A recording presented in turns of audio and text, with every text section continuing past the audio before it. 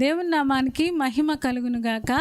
నేటి దేవుని మాట అనే శీర్షిక కోసం వేచి ఉన్న మీ అందరికీ కూడా యేసయ్య శక్తి కలిగిన నామంలో వందనాలు తెలియజేస్తూ ఉన్నాం. బాగున్నారా?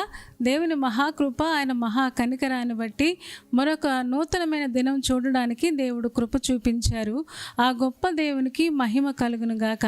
మరి ఈరోజు నేటి దేవుని మాట అనే శీర్షికలో దేవుడు మనకి ఇవ్వబోతున్న మాటను ఒక్కసారి మనం చూద్దాం.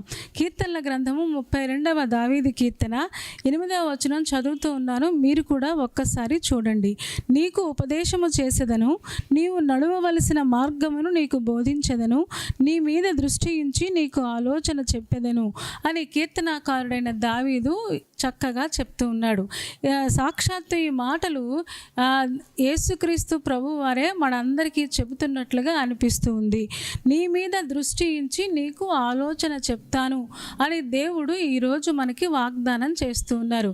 దేవుడు మన మీద దృష్టి ఉంచడమే కాకుండా, ఆయన మనల్ని చూడడమే కాకుండా ఒక మంచి ఆలోచన చేత దేవుడు మనల్ని నడిపిస్తానని వాగ్దానం చేస్తూ ఉన్నారు. నిజమే, ఈ రోజున రకరకాల ఆలోచనలు మనల్ని పట్టి పీడిస్తూ ఉన్నాయి.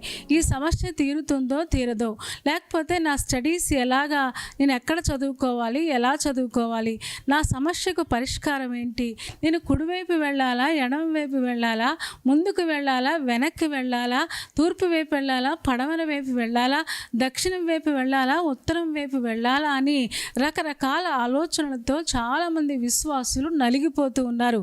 అందుకనే మన ప్రభువైన యేసు క్రీస్తు వారు ఒక మంచి వాగ్దానం ఈరోజు మనకిస్తూ ఉన్నారు.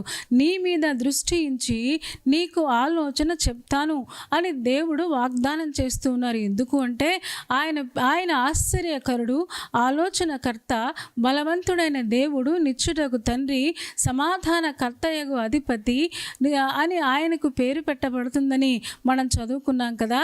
మరి ఆయన మంచి ఆలోచన చేత మనల్ని నడిపిస్తాడు. ఏమంటే లోకంలో మరొక ఆలోచన కూడా ఉంటుంది.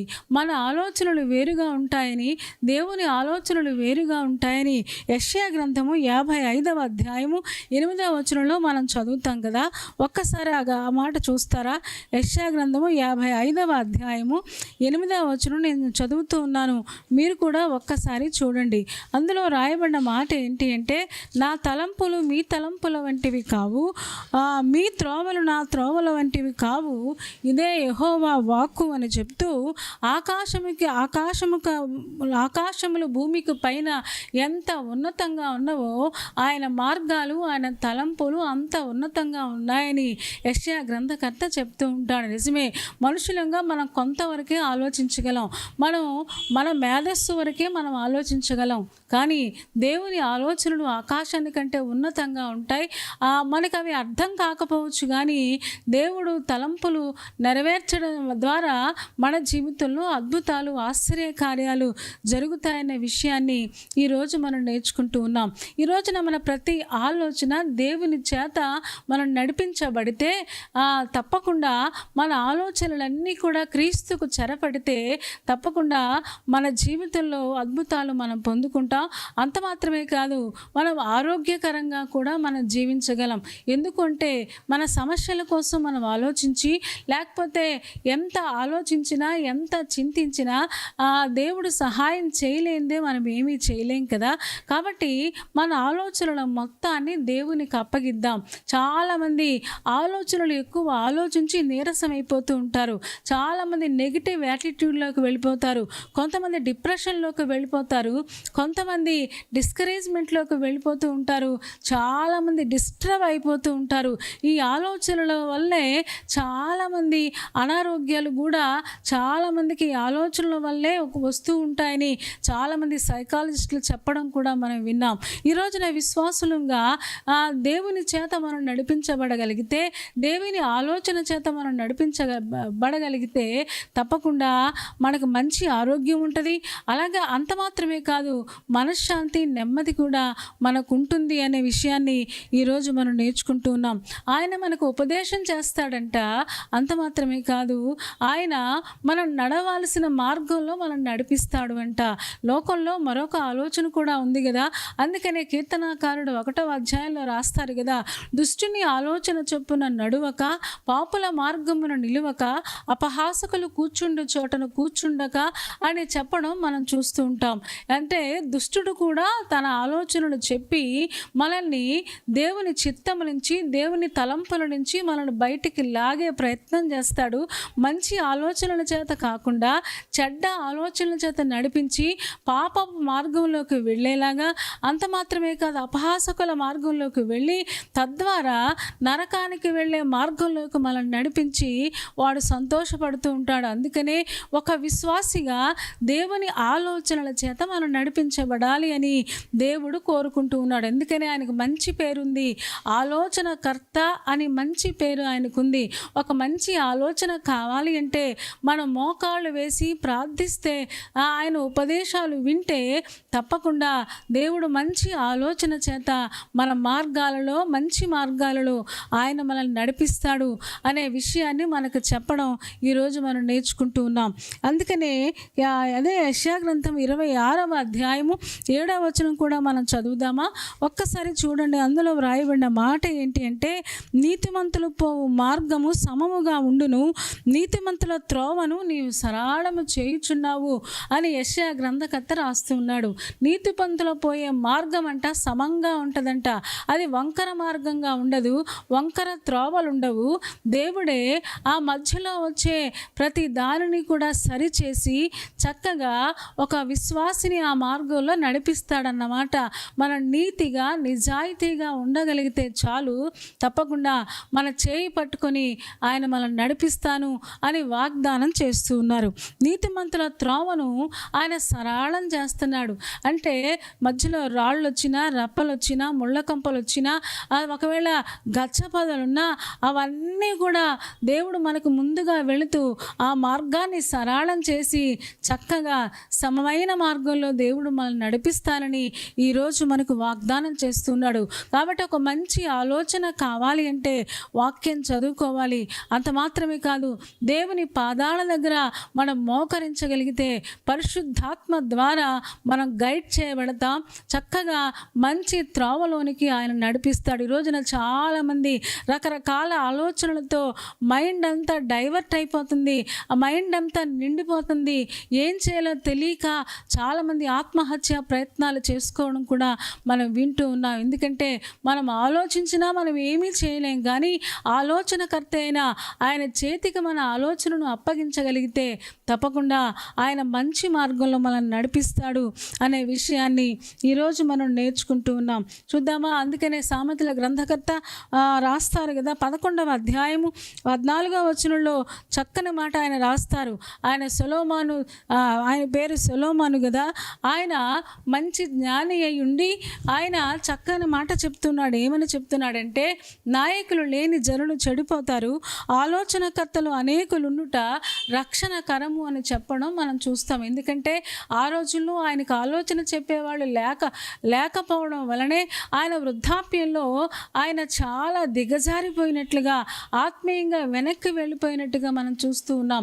అనేక మంది ఆలోచనకర్తలు లేకపోవడం వల్ల, గైడ్ చేసేవాళ్ళు లేకపోవడం వల్ల, అంత మాత్రమే కాదు సొలొమోను దేవుని పాదాల దగ్గర కనిపెట్టకపోవడం వల్ల మంచి ఆలోచన చేత నడిపించబడలేదు.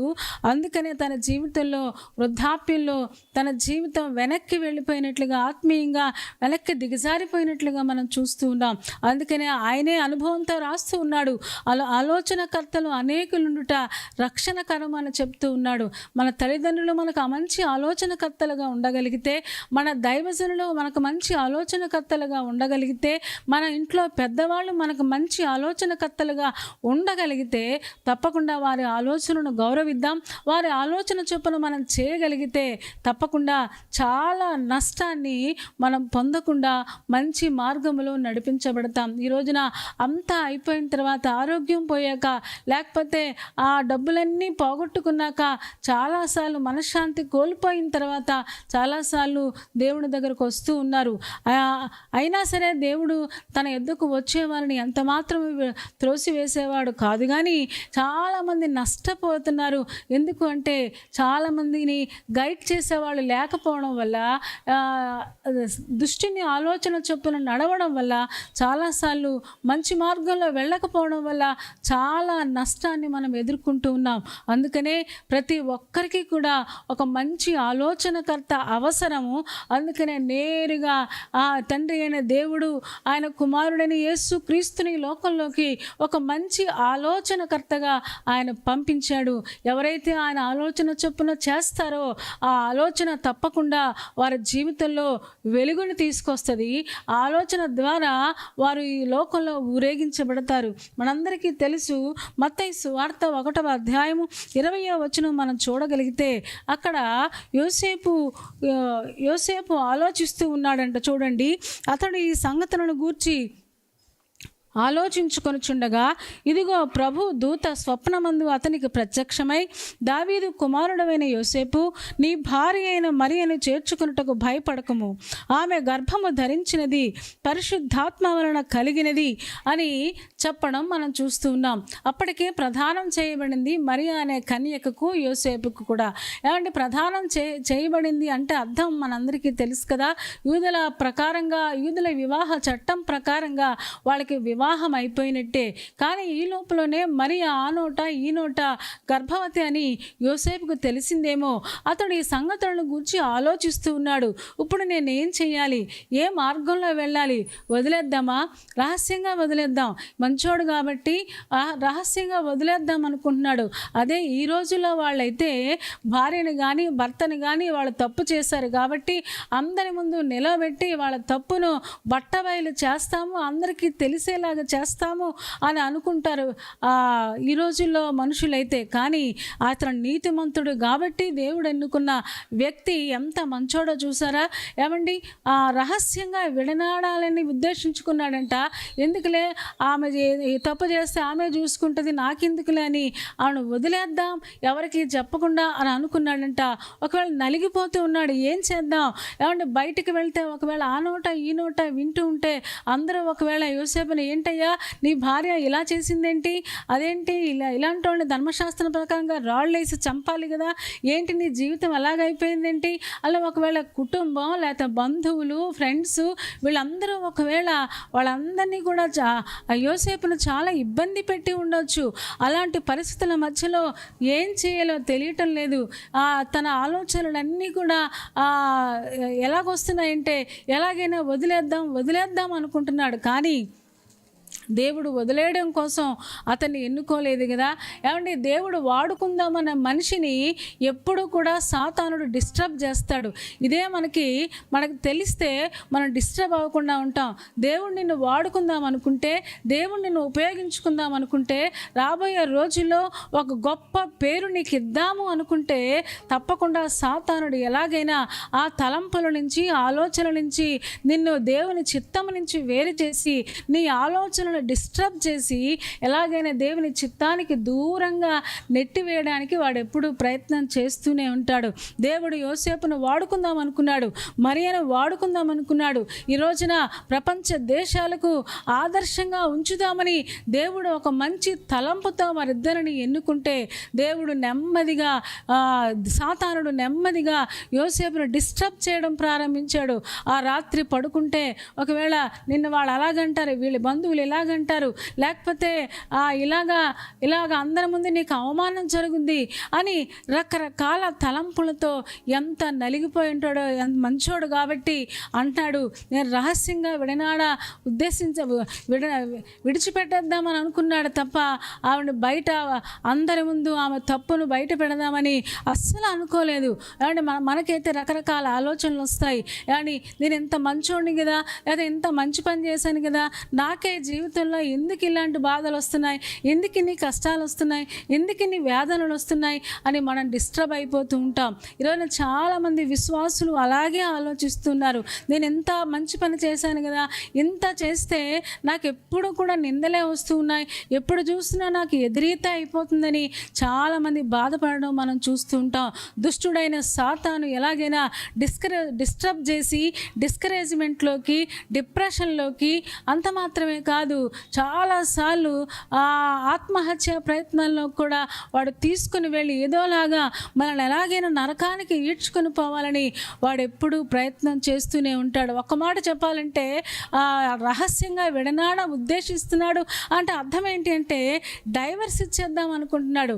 ఈ డైవర్స్ అనే మాట కూడా డీ నుంచే వచ్చింది కదా, డీ ఫర్ డెవిల్. అయితే ఈ డెవిల్ నుంచి అన్నీ వచ్చే డిస్కరేజ్మెంట్, డినై చేయడం, అవిధేయత, ఇవన్నీ కూడా చాలా మాటలు మనకు తెలుసు. చాలామంది డిస్కరేజ్మెంట్లో ఉంటారు, డిప్రెషన్లో ఉంటారు, ఎవరితో మాట్లాడరు, ఏమీ చేయరు, ఎప్పుడు చూసినా కోపంగా రుసరుసలాడుతూ ఉంటారు. కారణం ఏంటి అంటే సాతానుడు తలంపుల చేత, ఆలోచనల చేత వారి మనస్సును బంధించేశాడు. అందుకనే వాళ్ళు పాజిటివ్గా ఆలోచించలేకపోతున్నారు. అలాంటి పరిస్థితుల మధ్యలో దేవుని దూత అక్కడికి రావడం, నువ్వు మరియని చేర్చుకోవడానికి భయపడద్దయ్యా, ఆమె గర్భము ధరించినది ఆ పరిశుద్ధాత్మ వలన కలిగింది, మరియ ఏ తప్పు చేయలేదు అని చెప్తే వెంటనే యోసేపు వెంటనే లోబడినట్టుగా, డెనై చేయకుండా విధేయత చూపించినట్లుగా మనం చూస్తూ ఉన్నాం. దేవుని ఆలోచన చొప్పున తన జీవితంలో నెరవేరడానికి కోసం తను నిలబడినట్టుగా మనం చూస్తూ ఉన్నాం. నిజమే, ఈ రోజున కూడా దేవుడు ఎన్నో ఆలోచనలు మనకి ఇస్తూ ఉంటే దేవుని ఆలోచనలు చేయకుండా సాతానుడు మనల్ని వంకర మార్గములోకి, చెడ్డ మార్గములోకి తీసుకుని వెళ్ళిపోతూ ఉంటే చాలామంది డిస్టర్బ్ అయిపోతూ ఉన్నారు. ఈ రోజున విశ్వాసులంగా మనం గ్రహించాలి. నేను అనుకుంటాను మరియను, యోసేపును దేవుడు ఈ రోజున ప్రపంచానికి ఆదర్శంగా, అనేక మందికి దీవెనకరంగా చేయడం కోసం దేవుడు వారిని ఎన్నుకుంటే దేవుడు చిత్తంలో నుంచి బయటికి లాగాలని సాతానుడు చాలా ప్రయత్నం చేశాడు. ఏమంటే ప్రయత్నం చేసి యోసేపును లాగేద్దాం, అప్పుడు దేవుని చిత్తం ఏం జరుగుంది, యేసు ప్రభు ఎలా రాగలడు అనుకున్నాడేమో మనకు తెలీదు. కానీ దేవుడు తన తలంపుల చేత తన ఆలోచన ఇచ్చి, నీ మీద దృష్టి ఉంచి నీకు ఆలోచన చెప్తాను అన్నట్టుగా చక్కగా యోసేపును తన ఆలోచనతో నింపి చక్కగా నడిపించినట్టుగా మనం చూస్తూ ఉన్నాం. ఈరోజున చాలామంది ఆలోచనలు నెగిటివ్గా ఉంటున్నాయి. ఆలోచనలన్నీ కూడా చాలాసార్లు ఎక్కువ ఆలోచించి దేవుని చిత్తాన్ని చేయలేకపోతూ ఉన్నారు. యేసు ప్రభు చెప్పారు కదా, నీ భారము యెహోవా మీద మోపము, ఆయనే మిమ్మల్ని ఆదుకుంటారు అని చెప్పారు కదా. మన భారాన్ని ఆయన మీద మోపేస్తే ఆయన చిత్తంలో తప్పకుండా ఆయన మనకు సహాయం చేస్తారు. ఒక మంచి ఆలోచన చేత మనం నడిపిస్తారని దేవుడే వాగ్దానం చేస్తూ ఉన్నారు. మరి ఈ వాగ్దానం మనం స్వతంత్రించుకోవాలి అంటే తప్పకుండా ఆయన ఉపదేశాలకు చెవియొగ్గాలి. ఆయన దృష్టిలో ఉండి ఆయన ఆలోచన చొప్పున చేయడానికి మనం ప్రయత్నం చేయాలి. ఒకవేళ యోసేపుతో దేవుడు మాట్లాడారు, దేవుడు తన దూతను పంపించి మాట్లాడారు. మరి ఆ విషయాలు మిగతా వాళ్ళకి తెలియదు కదా. ఒకవేళ యోసేపు అందరితో చెప్దామని ప్రయత్నం చేసినా ఏదో అనుకుంటారు తప్ప, నిందిస్తారు, అవమానిస్తారు, ఇంకా బాధపడతారు తప్ప, కానీ వీటన్నిటికీ కూడా తెగించి అతను దేవుని ఆలోచనకే మొదట ప్రాధాన్యత ఇచ్చాడు. దేవుని ఆలోచన ఒకవేళ మార్గంలో వెళ్ళడానికి కష్టంగా అనిపించినా సరే ఆలోచన నెరవేర్చడం కోసమే తను నిలబడినట్టుగా మనం చూస్తూ ఉన్నాం. ఈ రోజున దేవుని ఆలోచనలు ఒకవేళ ఈరోజు మనకు అర్థం కాకపోవచ్చు, కానీ రేపటి రోజున దేవుడు ఏదో మేలు మనకు దాచి ఉంచుతాడు. ఎందుకంటే దేవుని ప్రేమించేవానికి ఆయన ఏం చేస్తాడో, ఎలా చేస్తాడో అవి మన హృదయానికి గోచరం కాదు, మన చెవులకు వినబడటం లేదు.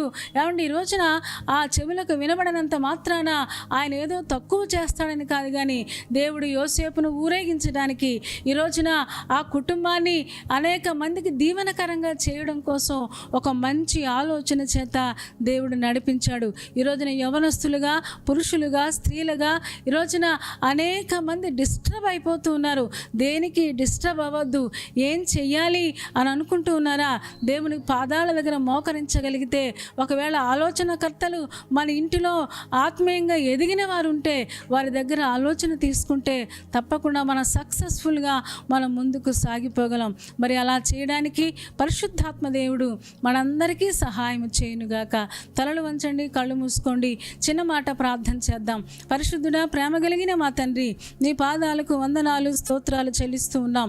నువ్వెంత మంచి దేవుడవు, ఎంత ప్రేమ కలిగిన దేవుడవు. మా మీద దృష్టి ఉంచి మాకు ఆలోచన చెప్తానని వాగ్దానం చేసినందుకు వందనాలు. మేము కూడా నీ పాదాల దగ్గర మోకరించి నీ ఉపదేశాలకు లోబడి నాయన మంచి మార్గంలో మేము నడవడానికి మాకు సహాయం చేయము. ఒకవేళ ఇది ఈరోజు మాకు అర్థం కాకపోవచ్చు, కానీ మా కోసం నువ్వు దాచి ఉంచిన మేలు ఎంతో గొప్పది కనుక తప్పకుండా అది చేరుకోవడానికి, నీ చిత్తం చొప్పున చేయడానికి యోసేపు వలె, మరియ వలె మమ్మల్ని కూడా సిద్ధపరచుమని నీ కృపకు అప్పగించుకుంటూ చేరువచ్చిన ఒక్కొక్క విశ్వాసిని దీవించుము. ఎంతమంది బలహీనంగా ఉన్నారో వారిని ముట్టి స్వస్థపరచండి నాయనా తండ్రి. ఈరోజు పుట్టినరోజు, పెళ్లి రోజు జరుపుకుంటున్న వారిని నిండారులుగా దీవించుము. ఎగ్జామ్స్ రాస్తున్న వారికి, అలాగే ఇంటర్వ్యూలకు వెళుతున్న వారికి సహాయం చేయండి. డిస్టర్బ్ అవ్వకుండా మీరే కృప చూపించుమని యేసయ్య నామములో ప్రార్థించి వేడుకొంచున్నాము తండ్రి. ఆమేన్. ఆమెను చెప్పారు కదా అందరూ. చాలా సంతోషం, చాలా ఓపికగా శ్రద్ధగా దేవుని యొక్క వాక్యాన్ని మీరు వింటూ ఉన్నారు. మిమ్మల్ని బట్టి మేము సంతోషిస్తూ ఉన్నాం. కార్యక్రమం మీకు నచ్చితే లైక్ చేయండి, షేర్ చేయండి, కామెంట్ కూడా పెట్టండి. ఇంకా ఈ ఛానల్ని సబ్స్క్రైబ్ చేసుకోకపోతే డాక్టర్ స్పర్జన్ యూట్యూబ్ ఛానల్ని సబ్స్క్రైబ్ చేసుకోండి. తద్వారా నోటిఫికేషన్స్ అన్నీ మీకు వస్తాయి, మా కార్యక్రమాలన్నీ మీరు చూడొచ్చు. సరేనా అండి? దేవుని చిత్తమైతే మరలా రేపు ఉదయం మళ్ళీ కలుసుకుందాం. అప్పటి వరకు దేవుని మహాకృప మనందరికీ తోడై ఉండునుగాక. ఆమేన్, ఆమేన్, ఆమేన్.